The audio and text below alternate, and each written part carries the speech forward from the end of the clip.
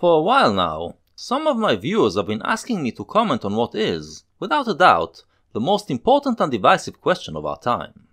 I want you to know that I heard your pleas, but until now, I felt myself unworthy of tackling such a monumental issue. I thought I should work my way up to it by dealing with easier subjects, of lesser importance, to prove that I have the intellectual credentials required. But now, finally, I feel that I have earned the right to go pro, and attempt to provide a definitive answer to the question that only the boldest dare try reply to. Are traps gay? What? Yeah, you heard me. Are traps gay? If you're not hip to internet memes, this is what this is about. Traps are boys who dress up in a feminine way, usually inspired by anime, and could pass for girls. The question is it gay for a man to be attracted to them? Now, this is just a meme, not a question to be taken seriously.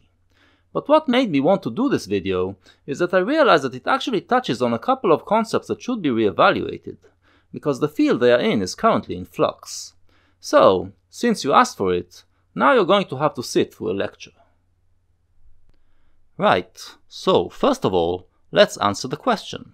I have the answer for you right here, the answer that you've all been waiting for. The question, to remind you, is, are traps gay? And the answer is, who gives a fuck? This entire question is obsolete, because the concept of being gay is no longer relevant to today's Western culture.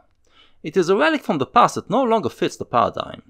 So if you treat it just as a meme and a joke, fine. But if you truly are concerned whether it is gay or not, then you are just being homophobic, and you should free your mind of it. Let's take a little historical detour. The concept of homosexuality was born in the latter part of the 19th century. Before that, homosexual acts were regarded as a mark of someone's depravity. Basically, the idea was that the more depraved you become, the more you are drawn to increasingly unnatural sexual acts. Having sex with a member of your own gender was seen as one step below having sex outside of wedlock, and one step above having sex with animals. That is why you still have some religious folks, even today, who believe that if we allow homosexuality, the next step will be bestiality. They are still in that old mindset. But in the 19th century, scientists who were exploring sexuality started to claim that such acts are actually the mark of a different nature. In other words, the nature of the homosexual is to be drawn to members of their own gender. The nature of the zoophile is to be drawn to animals, and so forth. Thus, homosexuality became an identity, and the gay person was born. It was not just about sexual preference. Gay people perceived themselves, and were perceived by others, as having characteristics that distinguished them from straight people. It was liberating at first, but it led to disastrous results, since this was also the time of the race theories. For those who believed that race should be purified in order to create a perfect society, homosexuals were perceived as a degenerating force that needs to be removed from society. The Nazis took this idea to its most extreme conclusion. Because of that, the more liberal countries started to prefer the approach of psychoanalysis, which claimed that homosexuality is not innate but developed, and therefore can be cured. Unfortunately, this led to another problem, as people became terrified that they might develop it if they came in contact with gay people, or even if they allowed themselves to be tolerant towards them. This is where the question of whether something is gay or not comes from. Straight people being scared that if they do gay things, they might become gay themselves. When we talk about homophobia nowadays, it usually refers to people who are ideologically opposed to tolerating homosexuality. That is not what homophobia actually is. Phobia is not an ideology, it is an irrational fear. Homophobia is that fear that I described, the fear that you might become gay if you open yourself up to tolerating homosexuality. Obviously, this led to fear from gay people, who were perceived as demons that might corrupt and destroy you if you came in contact with them.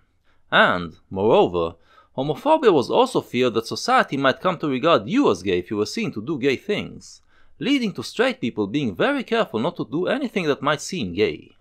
It sounds kinda crazy today, but this was the reality almost everywhere in the world, until well into the 1990s. Gradually, we started to relax. Homosexuality became tolerated, and homophobia diminished.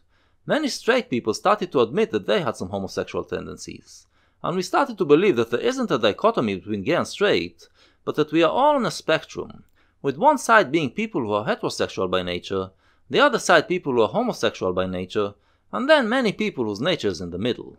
Well, I think it is time we left this whole spectrum theory behind us as well, because this theory still implies that sexual attraction is based on just one variable, as if we are attracted to people based on their genitalia.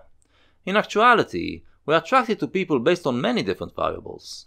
Our sexual attractions are not a matter of having a different nature, they are simply a matter of taste. I am not sexually attracted to people because they have vaginas. It is part of it, for sure, but every other body part matters as well. We all have a taste for the different body parts, and every one of them adds to or subtracts from how much we are attracted to someone. And it's not just about her looks either. It's about her voice, her attitude, her emotions, her posture, the way she moves, the way she walks, the way she talks, the things she talks about and how she talks about them. Every one of these things makes a difference. Now, in my case, my taste for all of these variables falls in the range that characterizes women, and that is why I'm attracted only to women. Other people might have a taste that makes members of both genders attractive to them. And now that plastic surgery allows people to alter their body parts in a convincing manner, things are becoming vaguer for people like me as well. So a trap, basically, is someone who manages to present enough characteristics that are to your taste, and awaken your desire. Part of your desire, however, is also based on the assumption that the body parts that you don't see are also to your liking.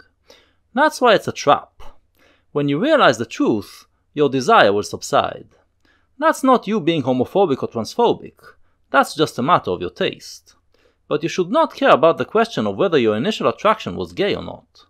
Being bothered about this question is just a remnant of homophobia, and has no place in today's culture. To recap, the question of whether something is gay or not has become completely moot. Unless we are talking about gay culture, because that is still a thing, and you can't talk about dressing up in a gay way, for instance. But if we are talking about sexuality, the question is meaningless. Just act on your personal taste. That's what I had to say on this issue. But the question, are traps gay, also raises another issue. The word trap is sometimes used to describe transgendered people as well. So we can also interpret this question as, are transgenders part of the gay community? We got used to lumping them together under the label LGBT, and in the past it made sense because they were fighting the same oppression. But now, I think it has become a hindrance. I think that the issue of trans rights should be detached from the issue of gay rights, because they are now on different paths. First of all, when it comes to gay rights, I feel like we solved all the philosophical problems. When someone raises an ideological opposition to giving equal rights to gays, we know how to answer them. When it comes to transgendered people, on the other hand, there are still questions that we don't have clear answers for.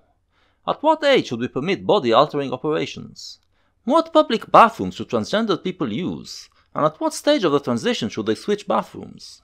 What kind of recognition should we give to non-binary people? Those are some of the questions that I don't have a clear answer for, and need further discussion. And I think that means that we need to single out the T out of LGBT, and treat it as a separate issue. Furthermore, while I feel like we've successfully exorcised homophobia out of mainstream culture, I still detect significant amounts of transphobia. Therefore, we should treat this matter with more urgency. If we are to have a productive discussion on the problems I mentioned, we need to normalize transgendered people, to get rid of prejudices and phobias. And that means that we should not be afraid to make jokes and memes about them, just as we would about any other group. SJWs are trying to suppress free speech on this issue, and are causing great harm to transgendered people by doing so. And that's another reason I wanted to make this video and support this meme. If you fall into the SJW trap and start suppressing jokes, you are so gay.